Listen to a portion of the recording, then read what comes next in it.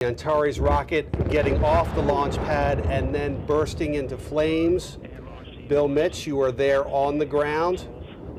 How far away are you? Yes, Steve. What do you see? Steve, a couple miles away. We're standing here. We see the rocket go up in the air. We saw the flames like you saw. People are scattered around. You could feel the explosion. It knocked us backwards.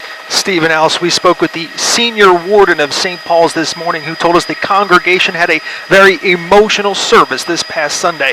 You're taking a live look from Chopper 16 at what the church looks like today.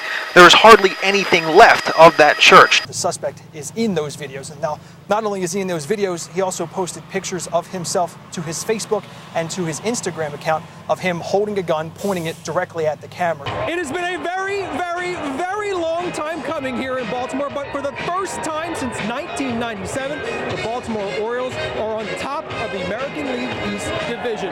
Once the final out was recorded, it was time to celebrate in Baltimore. Yeah, Paul, it took about 3 hours for a jury to find Tanya Bundick guilty of arson for a fire that was set back on March 3rd of last year in the town of Keller. Now, Bundick has denied all involvement with that fire, and has actually denied all involvement with any of the Accomack County arsons. WBOC reporter Bill Mich is on the ground on the eastern shore of Virginia now with the very latest. Bill? We were actually about 2 miles away in a media staging area from that launch pad. And the second explosion, when the rocket came back down to Earth, we felt the shockwave 2 miles away. It actually pushed us backwards. It's something I'll never forget. It's something I've never experienced before. It's 6 hours before game time. Of course, Camden Yards is empty. But come 8:07, first pitch of Game 1 of the ALCS, this place will be rocking. It'll be a sea of orange. And in that sea, Delmarva will be well represented. And today would have never been possible without Archambault's great-nephew, Andrew. Over a decade ago, Andrew began researching his relative online, and in 2006 encouraged his family to have DNA testing done for the military. Now, after years of patience, a few weeks ago, Archambault's remains were identified and returned to his family here in Salisbury so they could give a proper farewell. 64 years after his death in Korea in 1950, Sergeant Richard Archambault was marched to his final resting place. Archambault's brother Bernard joined the Air Force after Richard joined the Army to fight in Korea. Richard never came home and was never recovered. Bernard assumed his brother was lost. Came as a shock when they found out that they found remains of him, and well, it was hard to believe. 64 years after Richard's death, Bernard is presented with a flag along with Richard's dog tags and military medals. It was Bernard's grandson and Richard's great-nephew, Andrew, who helped make it all possible by being curious about his long-lost relative.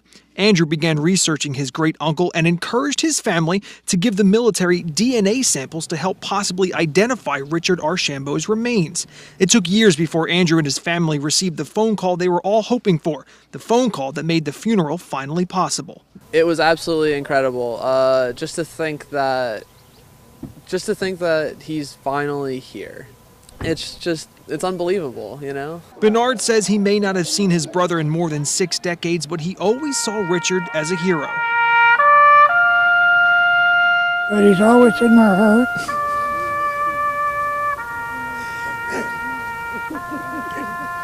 What can I say? Sergeant Archambault's family finally got their chance to say goodbye.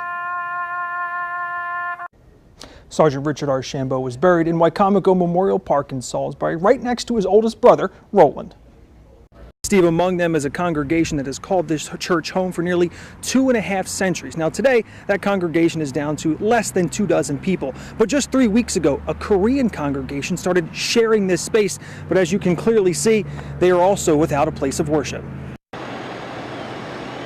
When the smoke began to rise from St. Paul's Episcopal Church in Hebron, it could be seen for miles in every direction. Father Ryan Glancy is an Episcopal priest in the same diocese and rushed to help. I was driving home from Hurlock, where my church is, to Salisbury. Saw smoke come up in the air. I didn't know where it was from, but I knew it was dangerous.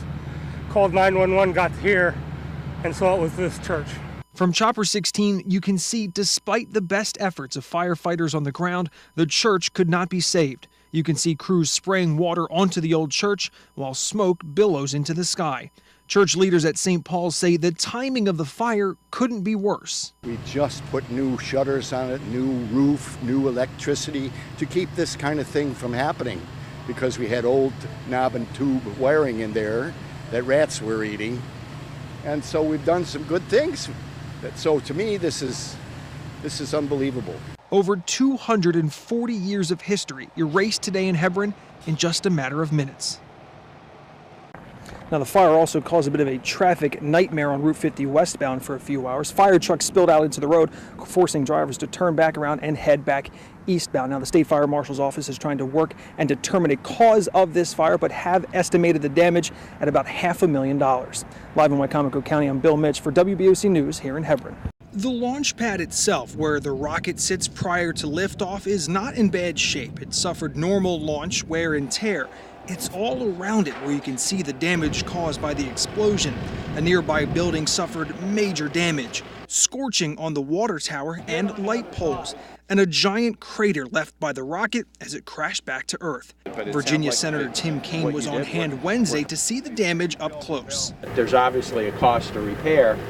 The missions that are flown from here are very necessary, and we were very happy that we were able to get $20 million into the omnibus budget bill that we sent to the president late Saturday night. The mission was to carry the Cygnus cargo spacecraft to the International Space Station. That spacecraft landed in a nearby cooling pool. The senator says because of the importance of these missions, it is necessary to get federal funding to help cover the cost. The mission that is being done, serving the space station and other missions here, definitely have a public component. It is the case, we fully expect the Commonwealth of Virginia is going to chip in as well. There is a lot to be done before another rocket can sit on this pad, but with that $20 million in hand, repairs have already started. As soon as we get things out, we'll start to come back in with the new piping and the cleaning and make this ready to go again. So we hope about this time next year, you'll all be out here again and see a hot fire. With an Antares launch to follow soon thereafter.